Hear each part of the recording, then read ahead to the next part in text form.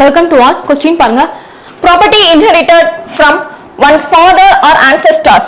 So ஒரு property அப்படினாலே சொத்து அப்படிதானே. இந்த சொத்து வந்து நம்மளோட அப்பாட்ட இருந்து வந்தாலோ இல்லைன்னா ஆன்சஸ்டர்ஸ்ல இருந்து நம்மளோட முன்னோர்கள் தாத்தா பாட்டி அந்த மாதிரிலாம் இருப்பாங்களா அவங்கள்ட்ட இருந்து நம்மளுக்கு டைரக்டா ஒரு ப்ராப்பர்ட்டி வந்ததுன்னா அந்த மாதிரி ப்ராப்பர்ட்டி அந்த மாதிரி ஒரு ரூல் அந்த இன்ஹெரிட் ஆறத வந்து என்னன்னு சொல்லுவாங்க. அதான் நம்மளோட கொஸ்டின். ஓகேங்களா?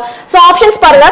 Option A alimony and option B patrimony and option C voluntary and option D amortize.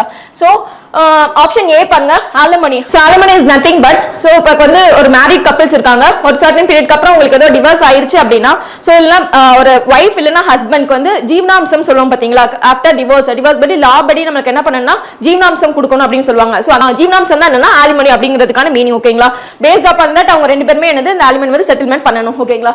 Next option B பாருங்க patrimony. சோ patrimonyனா ஒண்ணும் இல்ல.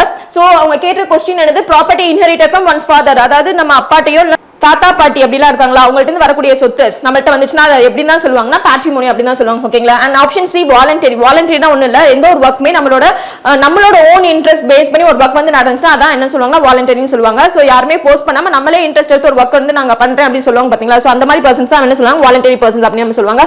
அண்ட் ஆப்ஷன் டி பாருங்க amortize. amortizeனா ஒன்றும் இல்லை, it's kind of agreement. It's kind of agreement between two countries. ஓகேங்களா? ஒரு ரெண்டு கண்ட்ரி இருக்காங்க, அந்த ரெண்டு கண்ட்ரியுமே ஏதோ ஒரு ரீசன்னால ஏதோ ஒரு வார் நடந்துட்டு இருக்கு அப்படிங்கிற பட்சத்துல இந்த டேர்ம் வந்து யூஸ் பண்ணுவாங்க. சோ இந்த டேர்ம்கான மீனிங் வந்து என்னன்னு பார்த்தோம்னா சோ ரெண்டு கண்ட்ரிக்குமே எந்த ஒரு சண்டை போயிட்டு இருக்கு அப்படிங்கிற பட்சத்துல இந்த amortize அப்படிங்கிற அக்ரிமெண்ட் வந்து சைன் பண்ணாங்க அப்படின்னா ரெண்டு பேருமே வந்து மியூச்சுவல் அண்டர்ஸ்டாண்ட் ஆகி ரெண்டு பேருமே என்னது நம்ம வார் வந்து ஸ்டாப் பண்ணிடலாம், ஸ்டாப் ஃபைட்டிங். ஓகேங்களா? இதுக்கான மீனிங் என்னதுன்னா ஸ்டாப் ஃபைட்டிங். ரெண்டு பேருமே என்னது அக்ரிமெண்ட்க்கு வராங்க. ஓகேங்களா? தேங்க்யூ.